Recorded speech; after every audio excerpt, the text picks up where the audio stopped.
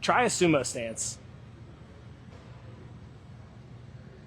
So here, yep, see how far away the bar is from you? Yeah.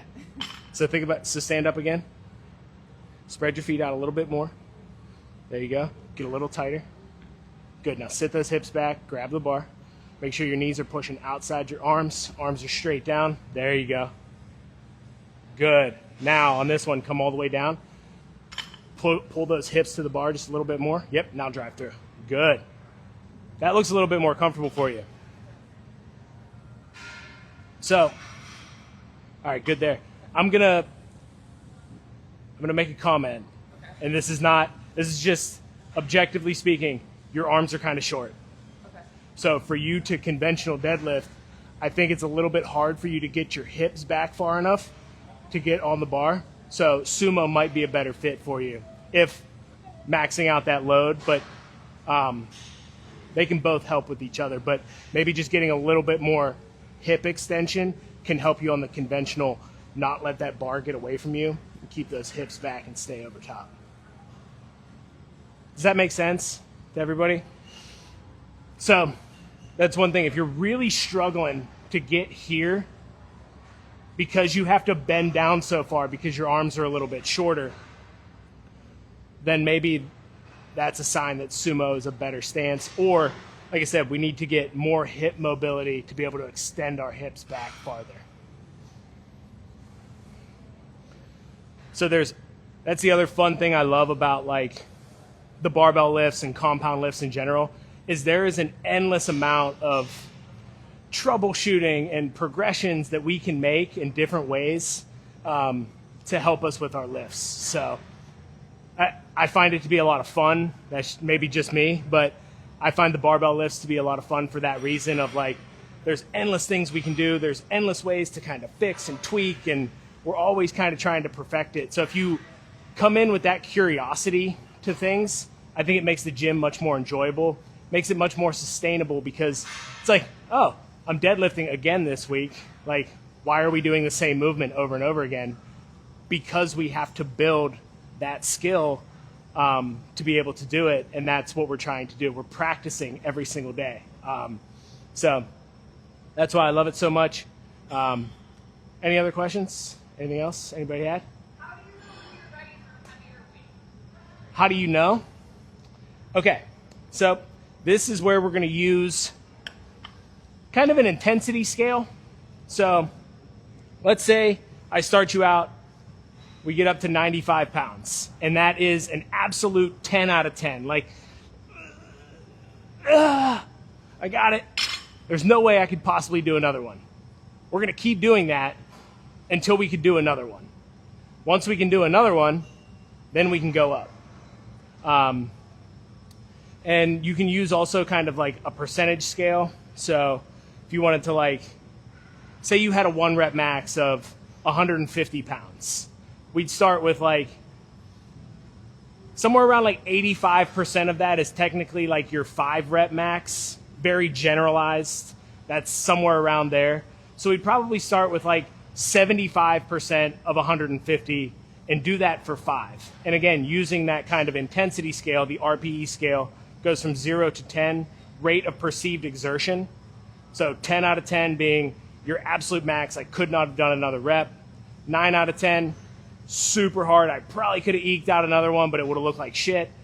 8 is like, that was really challenging. I could have done another one, but we're good. 7, 6, 7 for strength is really where you want to be, so that we're executing clean reps. Because again, with strength, we're trying to build motor skills, neurological connections. We do that by doing the movement the way that we're supposed to over and over and over again under load. So, but as you're using that scale, once you can do the 5 reps with 75% at a 7 out of 10 for all 3 sets or whatever it is, then we can go up.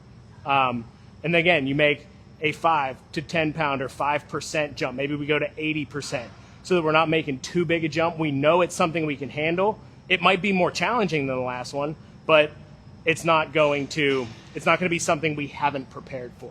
So I think that's the biggest thing, is making sure that it's something that you're prepared for, and just kind of gauging how the weight before that feels and using some sort of intensity metric. Or if it's like, yeah, like I can do 75% for 3 sets of 5. Okay, I did that for 1 week, felt pretty good.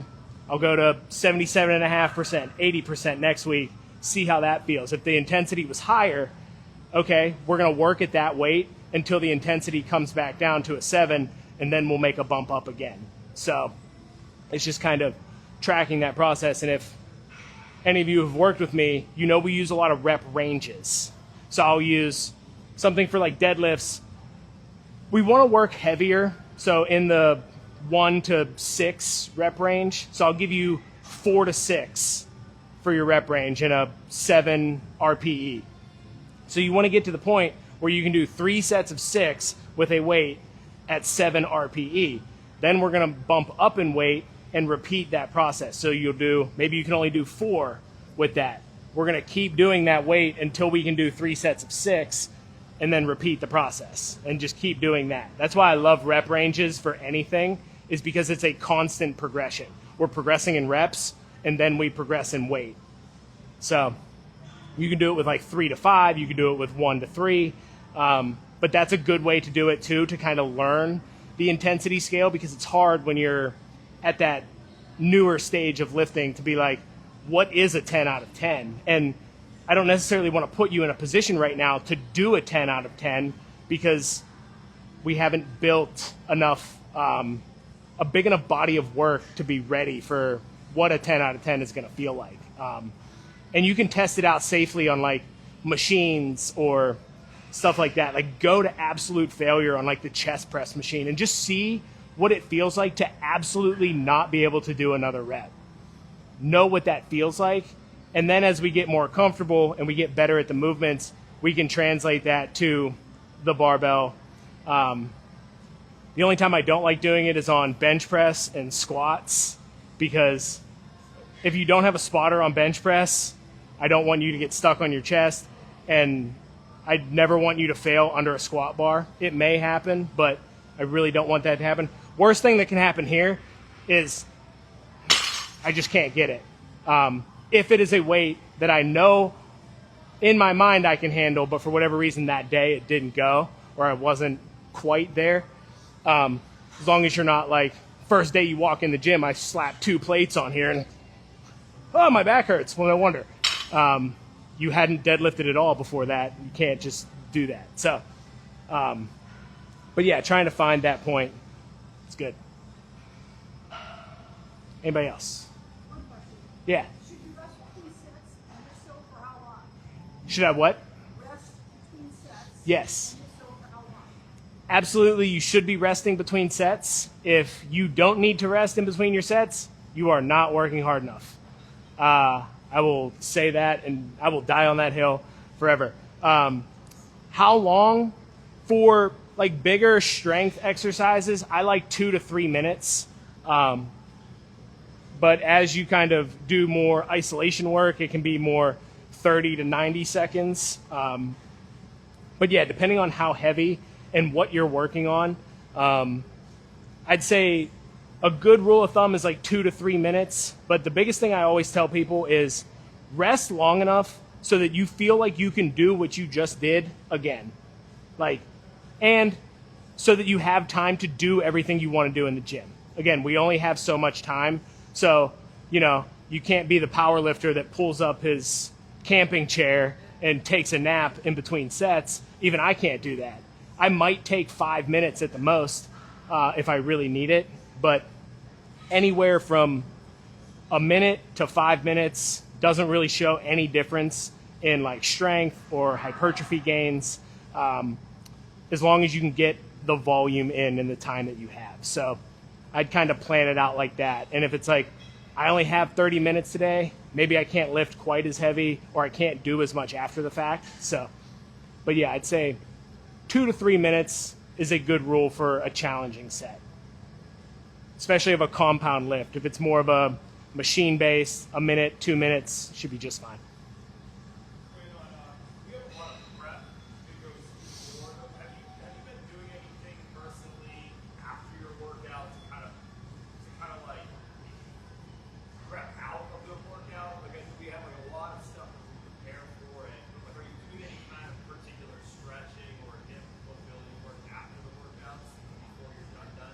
I typically just try to cool my body down, try to bring my my nervous system down a little bit. That's the biggest thing that I focus on, because especially right now in a lot of my stuff is like I'll do mobility to start the workout, or I'll kind of work it into some supersets just because that's the time that I have. And I have, an hour or two usually to spend in the gym, which I'm privileged to have. You guys don't. You have maybe 45 minutes each day, maybe an hour. But I think doing what feels good for you, but I think the biggest thing is just bringing that nervous system down, because exercise is a stressor on the body. And if we take that stress and just walk right back out into our life, go on social media, go back to our job, continue that stress cycle all day long, we're hindering our recovery. So trying to just down regulate in some way, whether it's just sitting and breathing for a few minutes, you take your time, take your shower, whatever it is. But I think any stretching, things like that, sauna, massage chair, they're all great if you have the time to do it. But I think the biggest thing is focusing on how much work are you actually able to recover from the work that you're doing? Are you doing the correct amount of work for you? And if you can fit that stuff in, it feels good. Working on specific stretches if you're struggling with your squats or your deadlifts for your hips, hamstrings, things like that. But it's going to be very specific to each individual person. But I think having some sort of practice of down regulating your body before you leave the gym is ideal, is what I would recommend for sure. So whatever that is for you. Have you seen, you've been wearing a boot for like 2 years. What's your recovery necessity like on your leg base compared to upper body base? Have you seen a tremendous difference in your speed and recovery on your legs? I mean, my strain goes way up for like leg days. Anytime I'm lifting heavier, cardio increases my strain like crazy, probably because I just don't do enough of it. But I would say the biggest thing that affects my recovery is just my sleep. And it really comes down to that. Like, sleep is so important. And we just take it for granted. We don't do enough to get better sleep. So, like, if I don't get 7 hours, this thing tells me my recovery sucks. I kind of know how I feel at this point too. Like, I use the data. I like to track my sleep and stuff, but like, I don't worry if this thing's in the red. I don't worry if it's in yellow. I worry about how I feel. So I think taking the data and assessing it to how you feel is more important than actually listening to it tell you what to do. Because I've had days where I was in the red, and I think I was probably in the red when I did my last powerlifting meet, and I hit 3 PRs before I tore my bicep. But had I not done that extra work after, I would have been fine. But so it's really hit and miss. But I think the biggest thing it comes down to is like, no matter what, I need to get my sleep or my recovery sucks. Have you noticed that the feeling crappy? I don't know, about 43, you're a bit younger than I am, right? But the next day, if I was a bad boy, like I didn't get enough sleep and I didn't do too much activity, I feel okay the next day. It's like 48, 72 hours, and the third day is worse. Yeah. Have you kind of experienced that maybe even after your competitions, like that adrenal drop, like a few days after you were bad? Yeah, I think recovery is cumulative, right? Like, our body doesn't necessarily live on a 24-hour clock. It's a constant revolving door of sleep, nutrition, activity, hydration. All these things add up. So it's like, if you have one bad night of sleep, it's actually better to go and exercise and work out. It's shown to be better for you in the long run. It increases energy levels, stuff like that. So one bad night of sleep, no big deal. But if you do that consistently and you're not on top of things after that, it can start to add up. So I'd say that's the biggest thing with like all of these habits and consistency and stuff, is it's how do I add them all up over time and be as consistent as I possibly can? Every day, every single thing is not going to be perfect, but I'm working on, okay, where am I falling short? Where can I bump things up? Making sure you get your activity, steps, sleep, hydration, nutrition. Again, every day, not perfect. Our stress levels are a huge, huge marker for your recovery that we don't think about, and we are all way too stressed out. So all those things kind of add up, and if you accumulate too many bad habits over too many days, yes, you're going to feel it for sure. You guys want to see a really healthy sleep habit, resting heart rate variability, shatters your heart. It's amazing. We started wearing these boots, and quick memory. You can send you a referral link to your text, and you can actually share your analytic numbers. So if you're training weight, you can actually see your HRV, your sleep, your recovery, and you can compete with them actually and see if you can actually get your heart rate to 49 beats per minute while you sleep. I think it's your resting. It's crazy, but quick walks to walk. And I was really excited to ask you that question about what you learned from that recovery strain and what day you really personally feel it. Yeah. And I've been really fascinated with that. And you're a great case study because like when you're on it, you're a practitioner of what you need to do in order to perform. There's I appreciate it. rarefied performers, and it's cool that you're here and you're able to show us all like what's capable when you're healthy and hydrated and slept. Just don't judge me for how many hours of sleep I get, Kyle. I showed her my Whoop once. I had like 6 hours and 15 minutes of sleep, and she was like, "That's horrible." And I was like, "I know. Thank you." Yeah.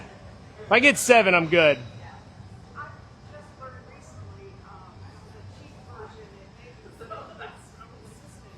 On days I exercise and do weights, my version, I tend to have this one bad oxygen level in my blood during the night, one time. And on a night when I don't do anything and I'm just sleeping, sometimes not as well. That oxygen level seems to follow just for a minute, it checks every hour. I don't know how long it lasts. You'll go at night, which is not great. But the rest of the time, it's fine. If you ever see that, it follows me. I don't know enough about like the technology and the science behind all of that, and I'm not a doctor, so I don't want to speculate. But it could either just be a blip. These things are not 100% by any means. Even the sleep, the heart rate can vary a ton. The calories that it tells you burn, not always ideal. So it can vary a lot. As far as like when you exercise and work out, it does require oxygen to pull to your muscles a little bit more to kind of bring that energy back, get out that carbon, the lactic acid that builds up. So it could be something like that, but I wouldn't want to speculate. And I think if it consistently happens and you feel okay, I wouldn't stress. Focus on how you feel. And any serious questions, get blood work done by a doctor and find out what's going on. One more? Yeah.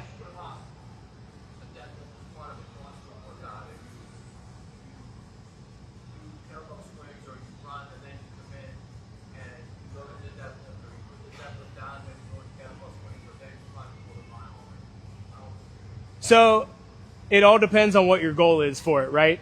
If your goal is to lift the maximum amount of weight, do that first.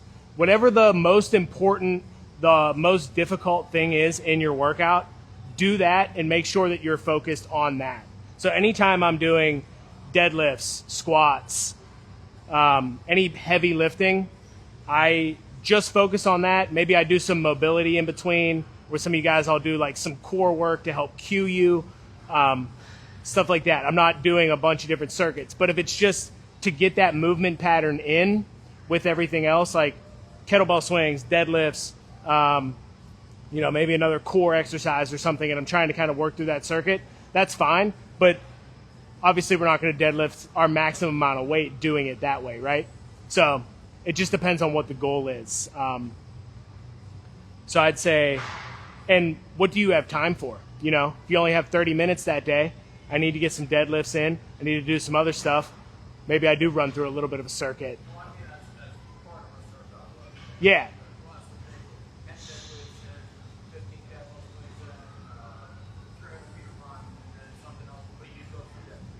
Yeah. CrossFit. There you go. Yeah, so I mean, they do that, and that's going to build more of that kind of muscular endurance. And if that's your goal, awesome. If your goal is maximum strength, I would focus on maximum strength, but you could do it on different days too,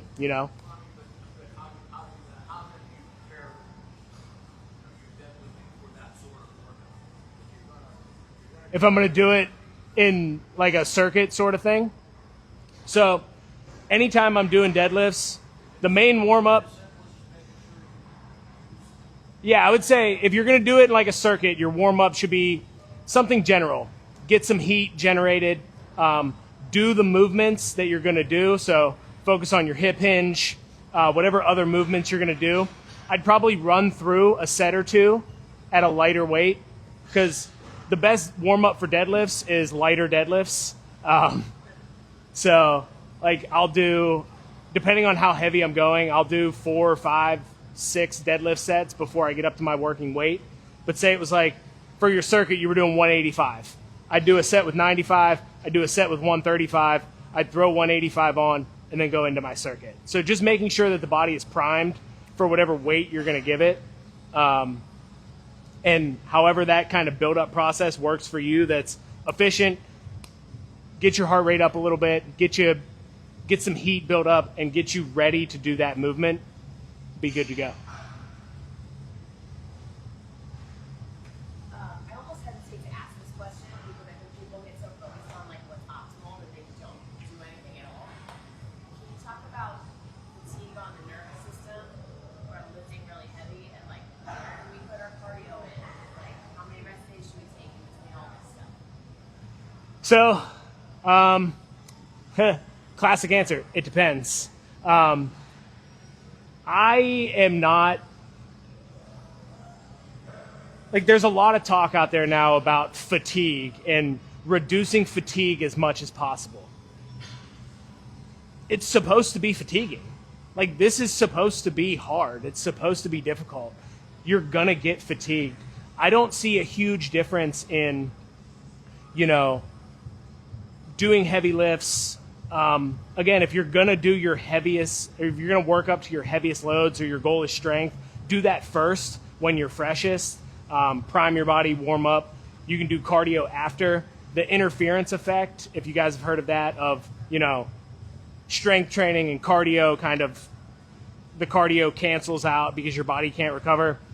Way overblown, guys. Like, trust me, you're a little bit, you're 30, 40 minutes on the treadmill after your workout, not doing it. Like, if we're doing, a full powerlifting session and then a full HIIT session, yeah, maybe we're going to have some interference effect. But I think for the most part, we don't do enough in life. So I wouldn't worry so much about fatigue until, like, you're going to feel the effects before it gets to the point where it's like, you're going to like drop over dead or something, you know what I mean? So you'll learn over time like what your body can handle. So I would say just focus on how you feel.